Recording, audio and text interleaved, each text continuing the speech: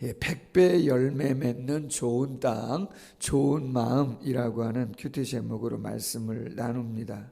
오늘 예수님께서 바닷가에서 많은 사람들과 말씀을 강론하는 중에 우리가 너무나 잘 아는 씨 뿌리는 비유의 말씀을 증거하고 있습니다.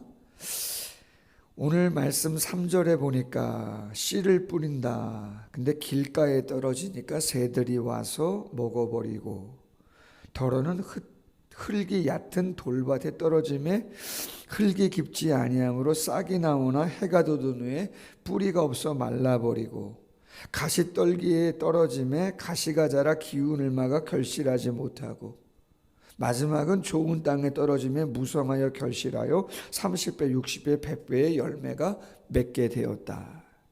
무슨 말씀을 하시려고 이런 말씀을 하시는가? 왜 비유로 말씀하시는가? 많은 사람들이 있을 때 이야기하지 못해가지고 12제자와 소수의 사람들이 있을 때 예수님께 물었어요. 그때는 11절에 말씀하십니다. 왜 비유로 말씀하셨는가? 하나님 나라의 비밀을 너희에게는 주었으나 외인에게는 모든 것을 비유로 말한다. 하나님 나라의 비밀, 미시테리아, 영어로 미스테리, 어원이 그렇습니다.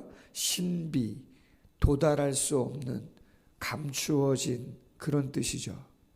우리의 일반적인 지식이나 상식, 체험으로서는 도달할 수 없는, 감추어진, 알 수 없는 거라는 거죠.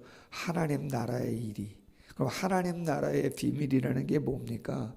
복음이죠. 복음인데 그 복음은 구체적으로 예수 그리스도의 성육신, 십자가, 부활, 천국. 여러분, 이 땅의 지식이나 경험으로 그걸 어떻게 압니까, 우리가? 이 세상을 창조한 하나님이 존재하고 계시다는 것 자체가, 여러분, 우리가 어떻게 압니까? 우리가 볼 수가 있는 겁니까? 들을 수가 있는 겁니까? 만져볼 수가 있는 겁니까? 인간적인 것을 갖고는 상상조차 하기가 쉽지 않습니다. 하나님이 인간의 몸을 입는다는 것도 생각할 수 없습니다. 여러분, 식물이 곤충 될 수 없고 곤충이 짐승 될 수 없고 짐승이 사람 될 수 없습니다. 여기 강아지들 좋아하시는 분들 여기 다 계시잖아요. 반려견이라고 이야기 하시잖아요. 그러나 여러분, 죄송하죠. 개는 개죠. 강아지는 강아지 아닙니까? 아무리 유모차가, 강아지들 끌고 다니는 거 뭐라 그래요, 그거? 개모차라 그런다는데, 그게 유모차보다 많이 팔린다는 거 아닙니까? 우리나라에서 지금. 끌고 다니는 거 둘 중에 하나는 강아지가 제가 놀랬잖아요. 예전에 여기 앞에 많이 다녔잖아요. 교회 앞에 산책로가 있어가지고 쌍둥이인가 보다. 야, 저 아주머니 얼마나 힘들겠나. 알고 봤더니 거기서 꺼내는데 제가 뭐 예쁘다고 하면 보려고 봤더니 거기서 불독이 나오는 거 있잖아요. 얼마나 깜짝 놀랐는지 제가. 여러분, 죄송하지만 강아지는 강아지고 그 강아지가 당연히 귀엽죠. 꼬리치고 반겨주고 다 아는 것처럼 느껴지고 그렇잖아요. 온기도 있고. 그러나 여러분, 강아지는 강아지예요. 전도서 말씀에 죄송하지만 강아지는 죽고 나면 그 혼이 땅으로 사라지는 거예요. 그 존재 자체가 사라져요. 죄송해요. 천국 가서 볼 수 없어요. 그 존재는 그냥 사라지는 존재입니다. 짐승은. 사람은 존재가 사라지지 않아요. 영원한 것입니다. 육체 또한 흙으로 돌아갔다가 예수 그리스도의 재림 때에 천사장의 나팔과 함께 완전한 육체로 변화되어지는 거예요. 그래서 영혼과 육체가 완전한 모습으로 하나가 되어지는 줄로 믿습니다. 성경이 그렇게 증거하는 것이고, 그것을 우리가 어찌 인간의 지식으로 다 헤아릴 수가 있겠냐 말이죠. 자, 그렇다면 왜 그 하나님 나라를 비밀로 그렇게 증거하고 계시느냐? 오늘 12절 조금 오해할 수도 있는데 이렇게 말씀합니다. 왜 비유로 하나님 나라의 비밀을 말씀하시냐? 천국 복음을. 여기서 그들은 외인입니다. 오늘 11절 하반절에 외인인데 외국인, 나그네지만 정확한 영적인 의미는 불신자를 이야기하는 겁니다. 조금 더 구체적으로 이야기하면 바리새인, 서기관, 율법사, 완악한 마음을 가지고 예수님을 배격하는 자들을 이야기하고 있는 겁니다. 특별히 12절 말씀은 이사야서 61장 10절 이하에 있는 몇 구절을 인용한 것인데 다 인용을 하지 않았어요. 시간 관계상 제가 다 읽지는 않겠지만 10절 이하의 말씀이 나오는 거예요. 그들로 보기는 보아도 알지 못하며 듣기는 들어도 깨닫지 못하게 하신다. 돌이켜 죄사함을 얻지 못하게 하려 함이라. 오늘 말씀을 읽으면 오해의 소지가 있어요. 믿으려고 하는데 예수님이 믿지 못하도록 하시는 것처럼 되어 있지만 원어적인 의미, 특별히 이사야 61장 10절 이하에 보면 마음이 완악한 자들을 이야기하는 겁니다. 아예 처음부터 말씀을 배격하는, 하나님의 말씀을 들으려고 하지 않는 자들을 이야기하는 거예요. 왜? 그들은 어떤 이야기를 해도 듣지 않기 때문에, 배격하기 때문에 비유로 하나하나 그대로 이야기하면 여러분 그들이 어떻게 하겠어요? 우리 3장 6절 이하에 보면 안식일 날 예수님께서 한편 손 마른 사람을 고쳐줬어요. 여러분 평생 장애인으로 살던 사람을 예수님이 고쳐줬단 말이에요. 그럼 어떻게 하는 게 정상이에요? 와, 잘됐다, 얼마나 기쁘냐, 감사하다, 와 대단하십니다, 이래야 될 거 아닙니까? 근데 그 자리에 있던 바리새인과 서기관 율법사들이 그것을 보고 어떻게 합니까? 헤롯 땅 사람들하고 결탁을 해가지고 예수님을 죽이려고 합니다. 하나님의 말씀을 그대로 다 이야기하면요 엄청난 일들이 벌어져요. 그래서 예수님이 어떻게 해요? 비유로, 감추어진, 도달할 수 없는 비유의 말씀으로 영적인 말씀을 이야기해 준다는 거죠.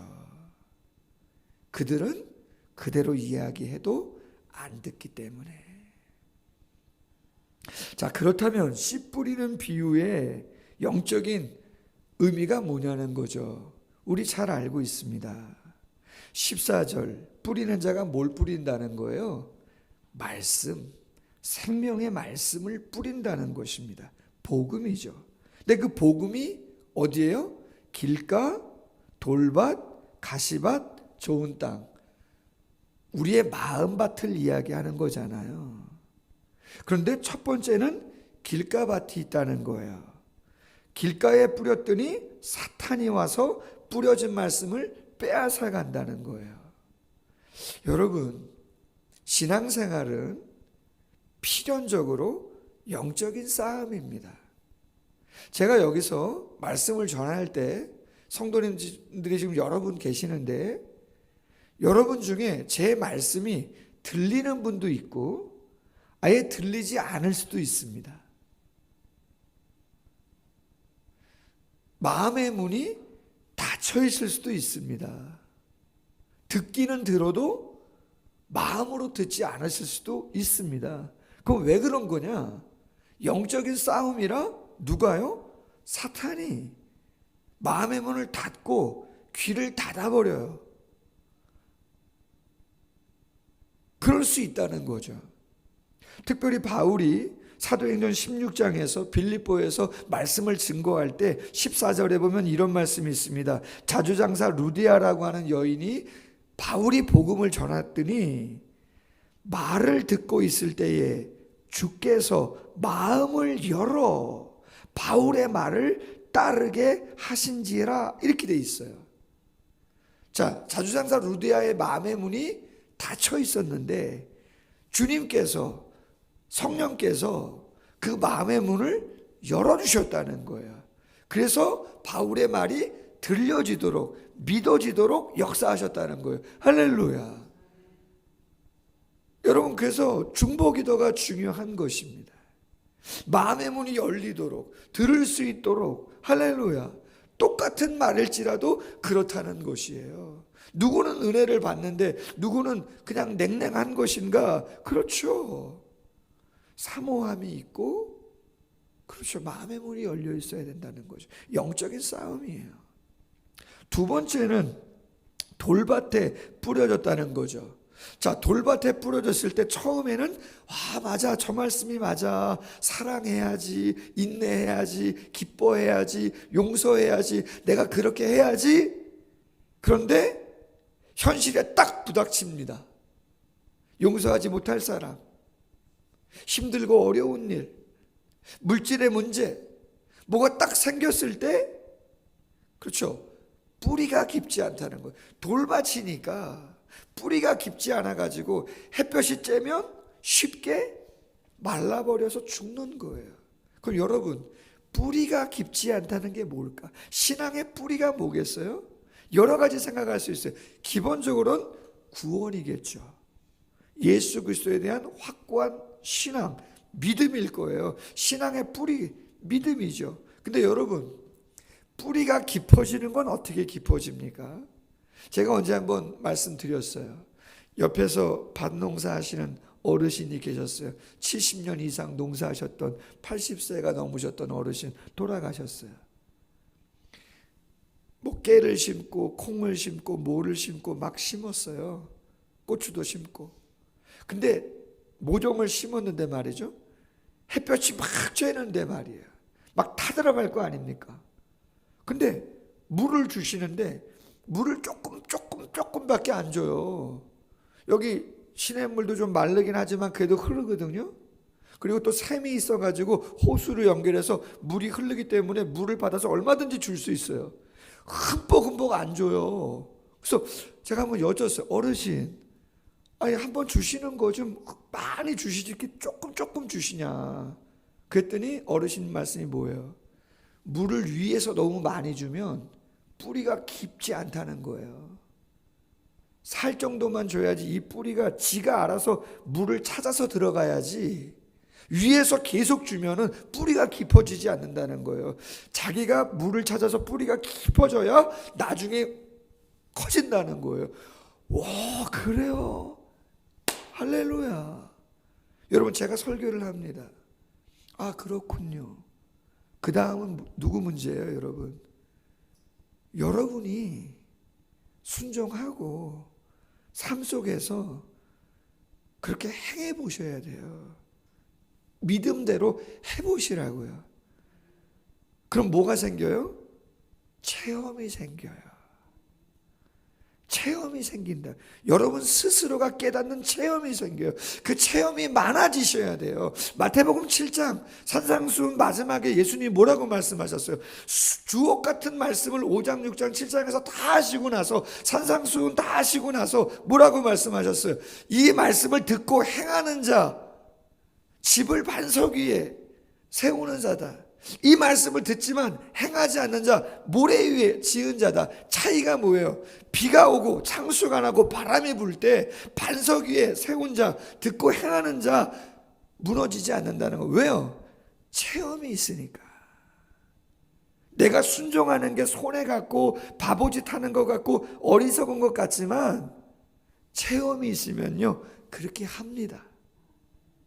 아멘? 인내를 한다는 거예요. 왜? 체험이 있으니까. 주일 성수, 뭐 헌금 생활, 아니면 봉사 생활 상관없습니다, 여러분. 체험이 있으면 뭐든지 하게 돼 있습니다.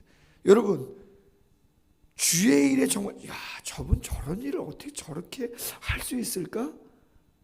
확신이 있을 뿐더러 체험이 있으니까 하시는 거예요. 그분들도 아실 만큼 아시는 분들이에요. 근데 왜 그렇게 하시나? 확신뿐만 아니라 체험이 있으니까 그 길을 가시는 거죠. 세 번째는 가시떨기인데, 세상의 염려와 재물의 유혹, 기타 욕심이 들어와서 말씀을 막은다는 거예요. 여러분 구약 성경에 보면 묵은 땅을 기경하라 이런 말씀들이 있잖아요. 묵은 땅을 기경하라 딱딱하기도 하지만 봄에 밭을 갑니다. 로타리를 친다 그러는데 풀이 많거든요. 그잖아요. 풀이 많은데 무슨 뭐 모종을 심거나 씨를 뿌린다고 해서 잘 자랄 수가 없어요. 영양분을 다 뺏어가기 때문에 기운을 막는 거죠. 말씀 보니까 누가복음 21장 34절 이하에도 예수님께서 방탕과 술 취함과 생활의 염려로 그렇죠. 깨어있지 않으면 마음이 둔해져 가지고 하나님 나라 바라볼 수 없고 신앙생활 제대로 할 수 없다고 되어 있어요. 염려하지 말라 그래도 우리는 염려를 합니다. 그렇지 않아요? 걱정하지 말라 그래도 그냥 자연적으로 걱정하게 돼 있습니다. 좋게 생각하면 긴장감이라고도 할 수 있고 할 수 있지만 우리는 항상 그 염려나 그 모든 게 조금은 지나칩니다. 그래서 늘 깨어있고 마음을 점검해야 돼요.